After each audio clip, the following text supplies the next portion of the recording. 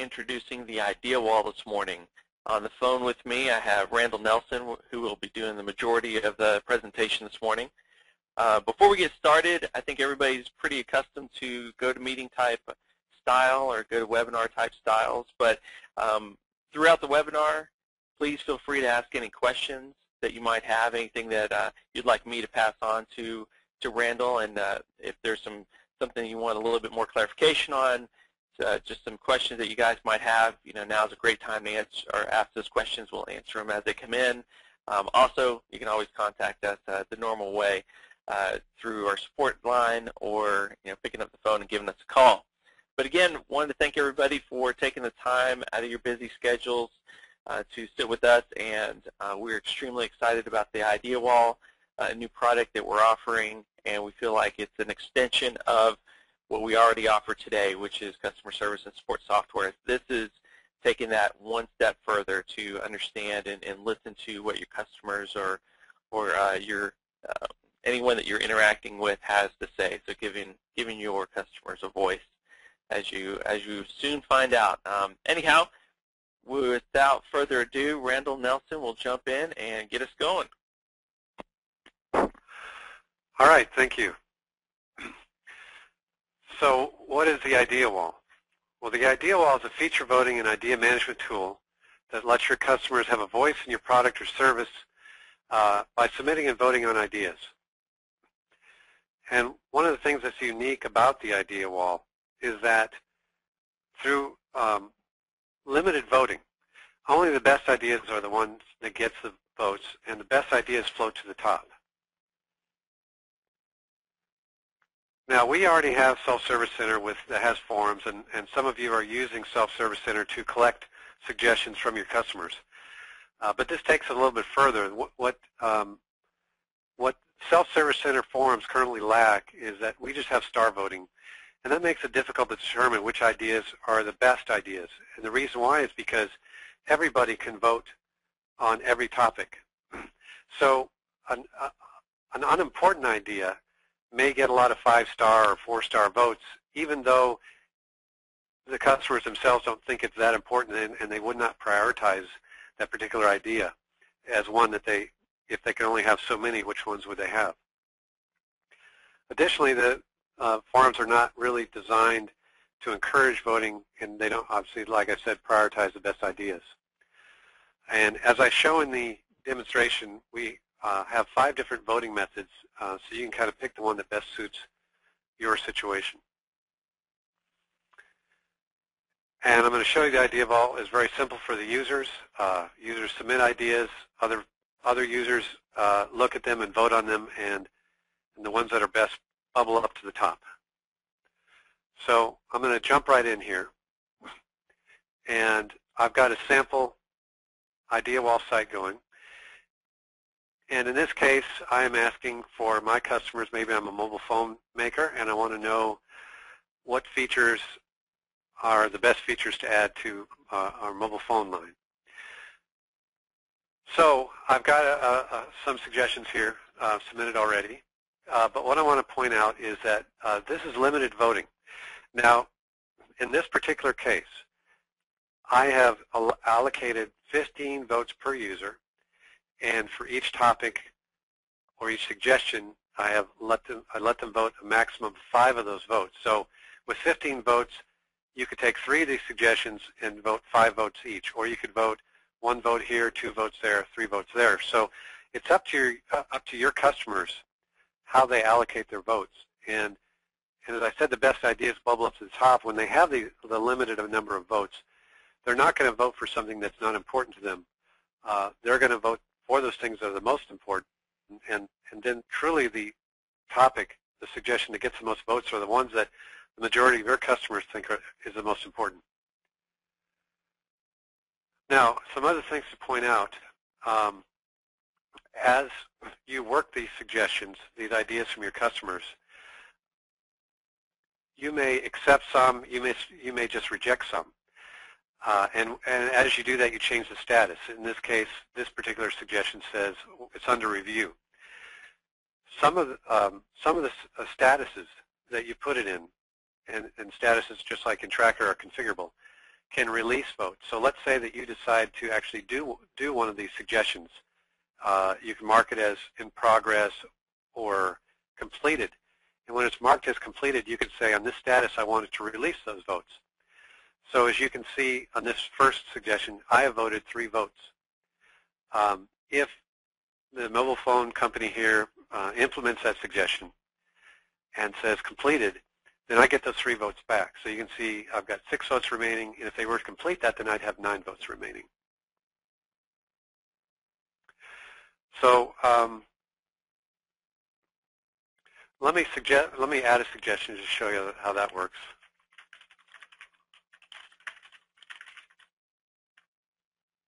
Now, I'm adding a new suggestion about what a mobile phone should do, and notice as soon as I put in the subject that it comes up with other suggestions that might be that might be similar to mine, because one of the differences between this style of forum and others is that you're not going to have as many suggestions, and you only want unique suggestions. You don't want people entering the same suggestion over and over, because then the votes would be spread out across the 2 or 3 versions of that same suggestion. So we do show, hey, are you possibly saying this or that?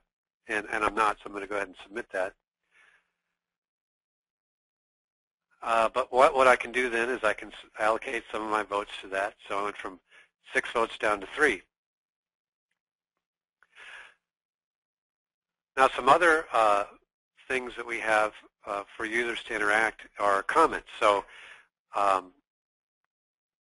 you can see here that this is a little comment indicator. There are 2 comments. If I drill down, you can see what other comments people have had. And comments are important because they may say why they want the suggestion, or the fact that if I don't get this, I can't really use the product, or maybe they have some sort of a fine-tuning for that suggestion. Okay, so let's look at some of the other options that users have. One is that they can flag a suggestion as a duplicate. If somebody does suggest something that's already been suggested, your users can flag that as a duplicate, and that will give you a notice will go out to the administrator, the moderator of the forum, and then the moderator can come look at that and decide whether that actually is a duplicate or not. The moderator, if he decides it's a duplicate, can merge the new topic with the original one, and if anybody had voted on the second version of that topic, those votes get transferred over to the original, or the one that's being kept, as well as the comments. They can also flag topics or comments as inappropriate. So if you have a very large user base and you have some users that are suggesting inappropriate things, then they can be marked as inappropriate. And you can have a level at which you can say if this gets 3 or 4 inappropriate flags, then automatically hide that, and then you can go back and make a ruling on that later. Users can also subscribe to different things. One is they can subscribe to a suggestions form so that they get a notice anytime somebody sends in a new suggestion. They can also subscribe to an individual topic. And when they do that, they can say, I want to hear about just status changes, meaning like in progress, completed, rejected, whatever, or status changes and comments. Anytime somebody submits a comment to that, they'll be notified. And there are some other things that you can optionally put on. You can do a thumbs up, thumbs down, so people can say, yeah, I agree with this comment, or I don't agree with the comment. Boyd, are there any comments or questions at this time? No, there's no comments or questions at this time. I think everybody's, I can only assume that they are getting the topic that we're discussing here, but just wanted to take maybe a quick minute and bring it back at a business level. I mean, we're talking about a lot of the features of the application and what the IdeaWall is all about, and how it works. But at a business level, I think we really can see how, you know, listening to what our customers have to say is really important. And as we work from a software company perspective, feature suggestions are something that we have. We're very interested in hearing what our customers think about our product, what features they like, and what features they'd like to see in the upcoming release. So just at a high level, and how we actually utilize the application, the IdeaWall itself is along those lines. But you can see how this has applicability across many businesses anybody wanting to listen to their customers, wanting to improve their service, and really take that customer feedback into account through the whole development process, whether it be what do you want to see in the next version of the software, all the way to what if we're performing trainings to a customer base, and we'd like to know what training the customer would like to see in an upcoming training session, or if we have a user group session coming up, what sessions they'd like to see, or what tracks they'd like to see in the upcoming user group meeting. So really just at a business level, I think again we're talking all the way down at how the application works, but there's also the part that we can see how this can be applicable across a wide variety of businesses. Okay, so let me talk a little bit about the different voting methods. The voting method you're looking at right now is limited, and again, the administrator that sets up the forum says, I'm going to allocate X number of votes per person, and each topic can have a maximum of X number of votes. And you can really set that to anything you want. You can allocate 100 votes, and each topic could have a maximum of 20 or 30 votes, or as we've done here, it's 15 and 5, I think, or you go 10 and 3, whatever you think would be appropriate. The next method is also limited, but you can actually set the number of votes per topic. And the reason why we put that in as a different voting method is your customers may not understand the level of effort that a suggestion has behind it. So if they say, I want your service or your product to do this, that might be a really big deal. And you may want to do that, but not if they don't really want that to be done. So if you give your customers, say, allocate them 20 votes, but this thing that is suggested is a really large effort, maybe they have to vote 10 votes for that particular one. So they've really got to want it if they want to give up half their votes for that one suggestion. Alternatively, if someone suggests something very simple that's very easy for you to do, then maybe that only costs 1 or 2 votes. And so again, you can allocate votes or set the number of votes per topic, and you can do that in 1 of 2 ways. Either just strictly by topic, and it can be any amount of votes per suggestion that you want, or you can do it by category. So maybe you just create small, medium, and large, and then you can go through and just simply categorize it. That's a small, that's a medium, that's a large. And if you want, it's an option. You can even allow your customers to set the category if you've got a more advanced customer base that understands the effort behind things. Another type of voting we have is up-down voting.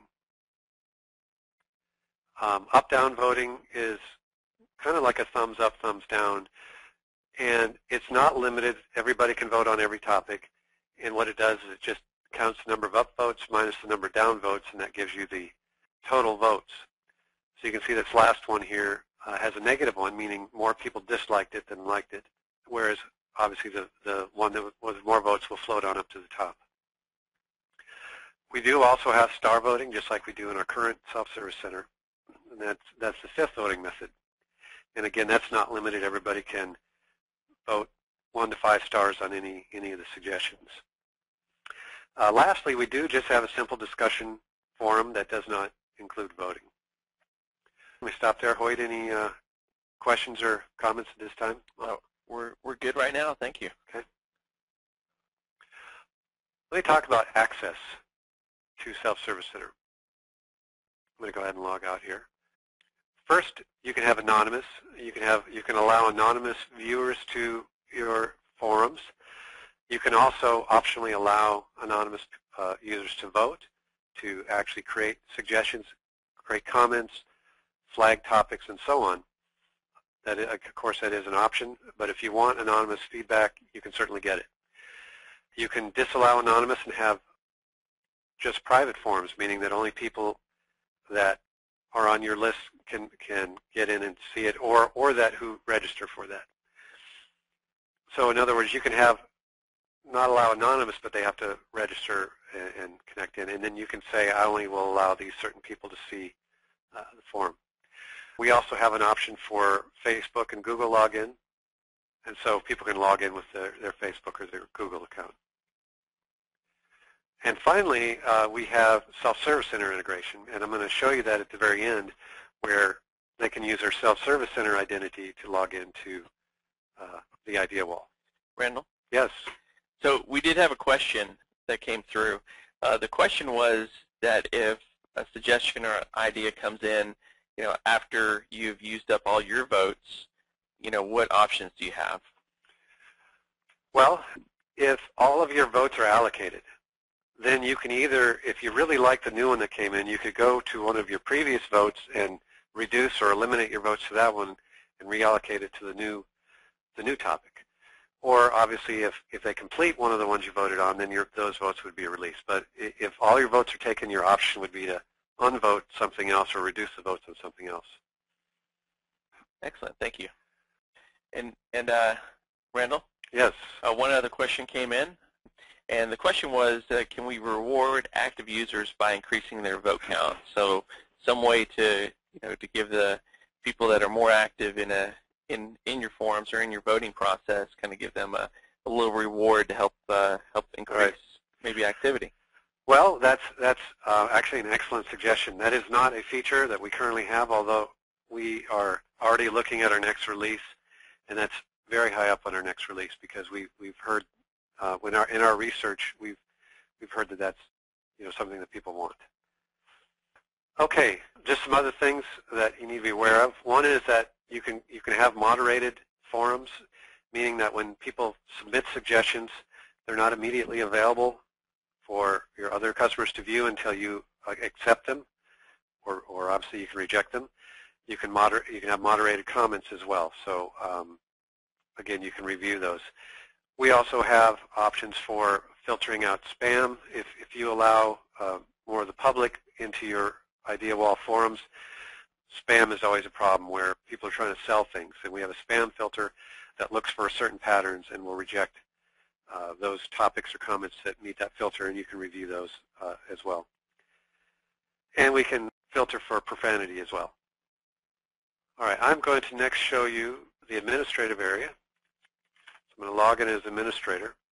Before I actually show you it jumps right to it. Let me just jump out to the forums real quick. And you may not remember, but you've got a whole lot more options for each topic and each comment as an administrator. You can hide a topic straight from here. You don't have to go to the administrative area to do it. I can change the category. I can delete the suggestion and so on. But let me jump into the administrative area. And first thing you'll see is you have a activity chart which shows activity for the last so many days or last so many weeks or months. You can set site options here. You can go into forum setup. Let me just quickly jump into one of those. So there's a number of attributes you can set on forums. For example, whether I want to filter for spam or profanity, if so many users flag a post as inappropriate, how many before it's hidden, voting options, suggestion settings, comment settings, and so on. Also, when forums are in need of attention, for example, if you have moderated forums and you need to approve comments or topics, then this is where you'll do that, or this is one place where you can do that. For example, here I've got tabs for posts needing moderation, posts flagged as inappropriate, suggestions flagged as duplicates. And as an example here, I can say it's not really a duplicate, or I can merge it with an existing topic. Boyd, any other comments or questions at this point? Nope, I think we're doing pretty good. Okay. So really the last thing I wanted to show you was just to demonstrate the integration with our self-service center. This is our self-service center. And if you come here now, you'll see a link for the IdeaWall, either over here on the left or in the main area. And if I click on that, it will take my self-service center identity and log me in to the suggestion form. And I do want to make the point that we are open for business, and I would like to encourage all of you to come and take a look. You can submit suggestions about Tracker, the Vintage and Self-Service Center, and vote on other people's suggestions. And if you go there, you'll see we have some suggestions already started, but we're going to try and encourage our customer base to be active so that we get a better idea of what you all want from us. So Randall, if you could pull up the IdeaWall, we can we can talk about how to get started.